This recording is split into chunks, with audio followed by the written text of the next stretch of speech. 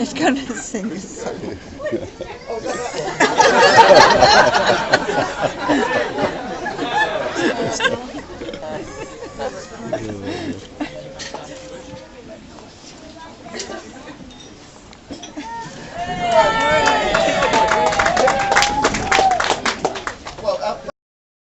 Congratulations.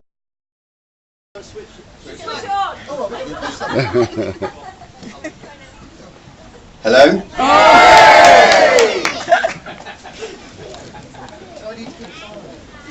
No, it's working. It's not a very long speech either, but that's perfect. Oh, can I have a plate with it? Okay, firstly I'd like to congratulate both Will and Simon on a very enjoyable speech. A speech which has clearly raised the expectations of my speech to such a level that I cannot possibly hope to fulfill. So thanks for that, mate. Ladies and gentlemen, as you can see, there are two best men here today. So why, I hear you ask, does it take two of us to describe the groom? Well, as the man in grey Palmer said, there's a lot to fit in.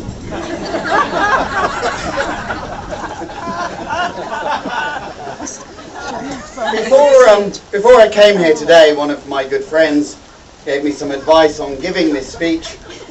He said, think of it like walking through a nudist camp. It's only hard for the first minute.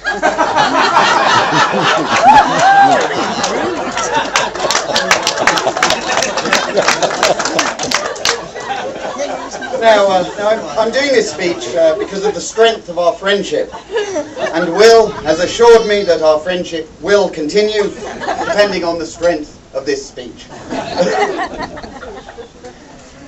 If there's anybody here this afternoon who's feeling nervous, apprehensive and queasy at the thought of what lies ahead, it's probably because you've just got married to William.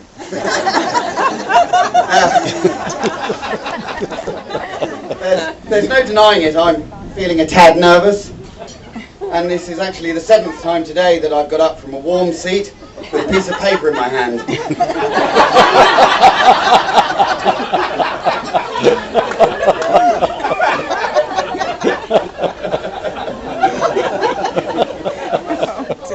As part of my research for this evening, I discovered that the best man is, according to tradition, supposed to sing the groom's praises and tell you all about his many good points.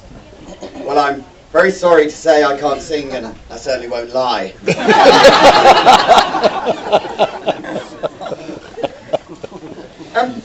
I must confess to being a little bothered by the title Best Man.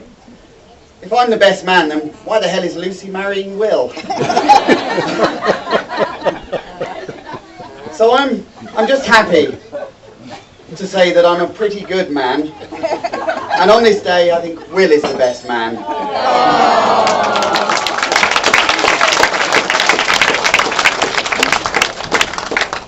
Will is a man whom I admire for many reasons, most notably his generous nature.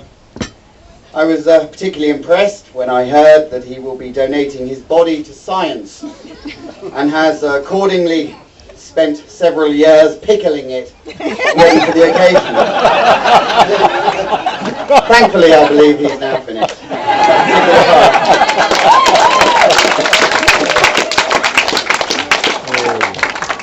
Now, I know it's traditional for the best man to wax lyrical about the number of ex-girlfriends the groom has had, but I don't really want to get into all of that, because quite frankly I find that such macho male posturing is both vulgar and offensive to the bride, of course.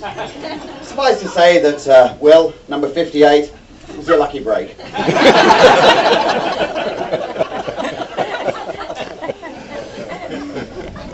I think it's fair to say that Will has always made his own way in life. And I believe he started this at a very young age. I can recall on one occasion Will, or William as he was then, turning up at our house in Madingley after having walked from St John's College School in Cambridge, a trip of of around 4 miles in the driving snow in the middle of winter. Not bad for an 8-year-old. Wandered into the house without a care in the world, whilst Marion and Nigel were no doubt frantically scouring the countryside, looking for him, along with the police. It turned out that he'd been to the school equivalent of the X Factor, and I guess rather fortuitously had not been selected to join the choir. Clearly upset, he left his parents during the walk back to the car and slipped quietly away. It wasn't funny. No.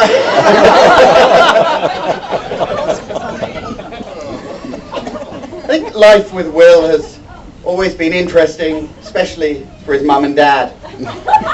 The time Mum jumped on her bike for a quick ride to church, only to find to her horror that somebody had removed her brakes. Apparently he needed them for his bicycle. By all accounts, she ended up in a ditch.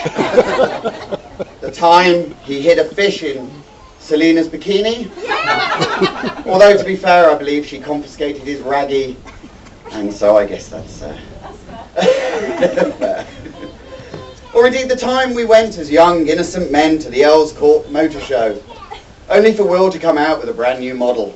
Quite literally.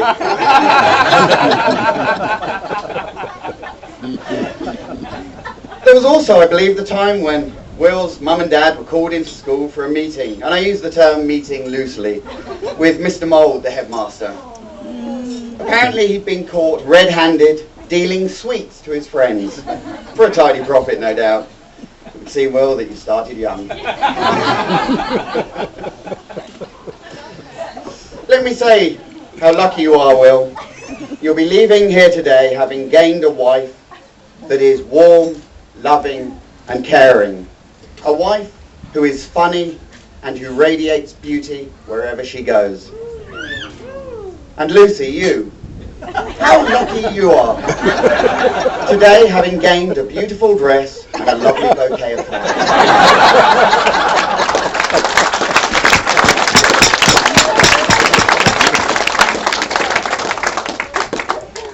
It can be said that a bride's attitude towards her betrothed can be summed up by 3 words associated with weddings: aisle, altar, hymn. Well,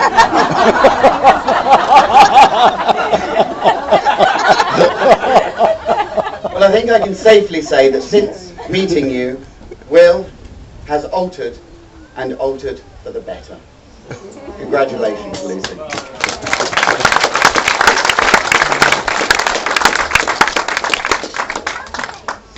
On behalf of the bride and groom, I would like to thank you all for being here. There are many people who have travelled a great distance to be with us for this ceremony, and your presence is especially appreciated.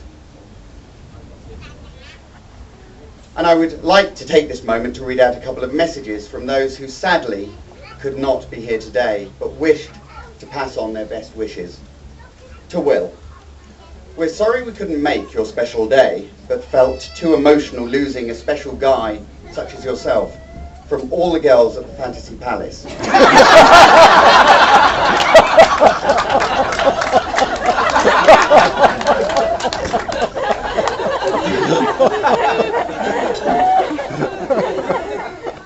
Hey Will, great news, and sorry we can't make it today. Looking forward to seeing you when we get out.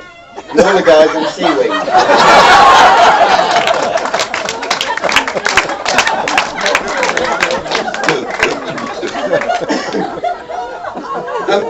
I'll get straight to the toast, so I don't want to keep the happy couple any longer than I have to. As I know that they're itching to go upstairs and put their things together. One final word of advice. Don't worry about the past, it's already happened. Don't worry about the future, it hasn't happened. And don't worry about the present, I haven't got you one.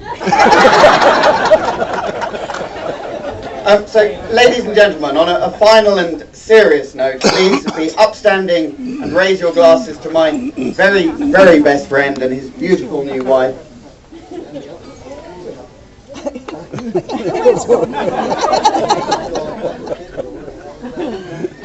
to Lucy and Will.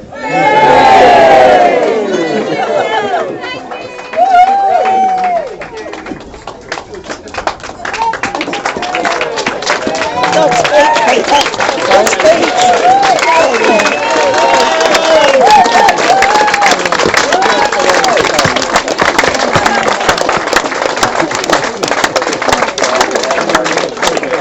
You're finished. You can relax now.